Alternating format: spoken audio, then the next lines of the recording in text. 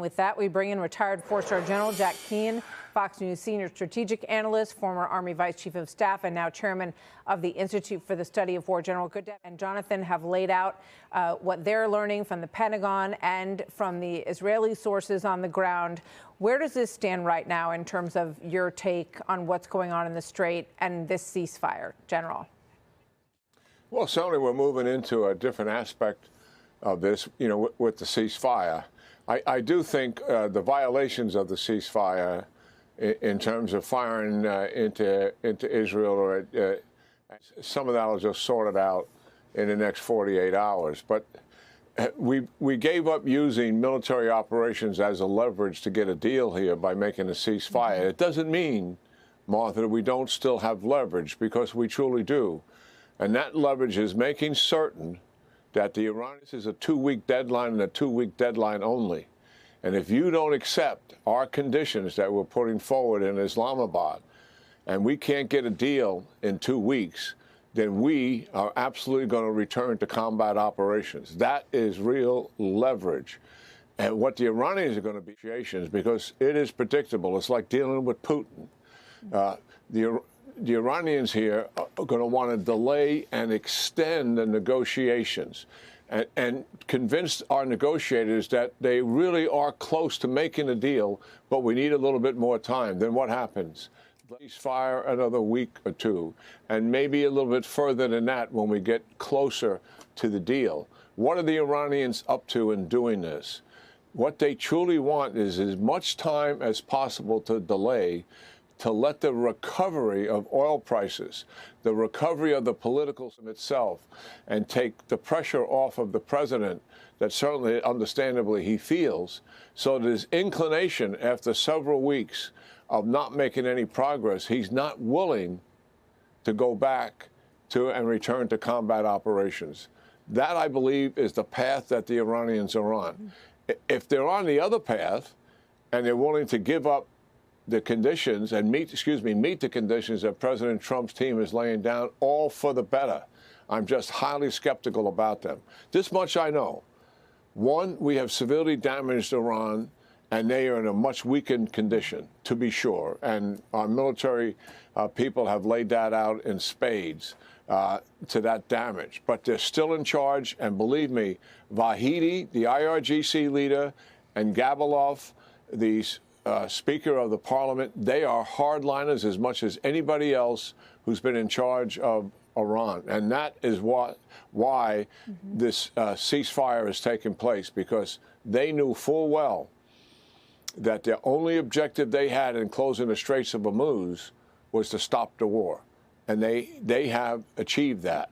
But the reality is, if they're truly willing to make a deal here, that is another matter, because I know this: President Trump is not going to make a bad deal. He knows these guys. He's negotiated with them more than any previous president has. And he knows they're full of BS at times. They're going to obfuscate. They're going to promote lies. And our team obviously has to be aware of all of that going into it. I'm assuming that they understand that. The backstop we have here is the president himself. Yeah. He's not going to take a bad deal. If we return to combat operations, so our audience understands, we do have an ace in the hole here, so to speak. We do have a strategic asset that we can put to employ here, and that is Carg Island. Carg Island, we can wait to the very end of our operations and take control of it or destroy it. If we take control of it, we can use it as leverage with the Iranians. 90% of their oil distribution comes from Carg Island. The first thing we would say to them is, you have to give up all of your nuclear enterprise to us. You have to hand it over. The enriched uranium, what centrifuges you got left, what cascades you got left. The same deal that Bush imposed on Gaddafi when we went in and dismembered and took away the program. And other things we can use Carg Island for. If you don't do that, then we're going to destroy 90% of your oil distribution. That would likely collapse the regime in terms of its economic capability. It would cause an economic collapse. So we still have leverage here, is what my point is, Martha.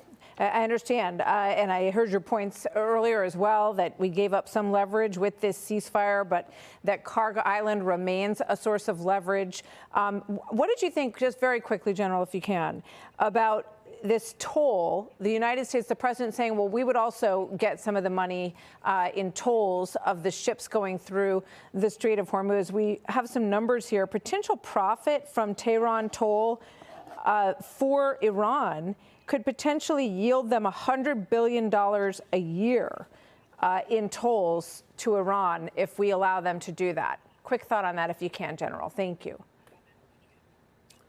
Well, Iran imposing those tolls clearly in violation of the Sea of Law. This is not Egypt, where they have a toll or a fee because it's Egypt land that the Suez Canal is on. It's not Panama, the same thing. Panama's land. Mm-hmm. This is international transit waterway. That's right. And you're prohibited from doing just that.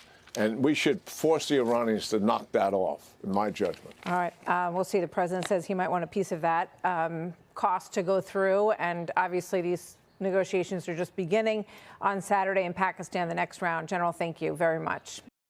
Be sure to like and subscribe for all the Fox News latest on YouTube and catch full shows streaming now on Fox One.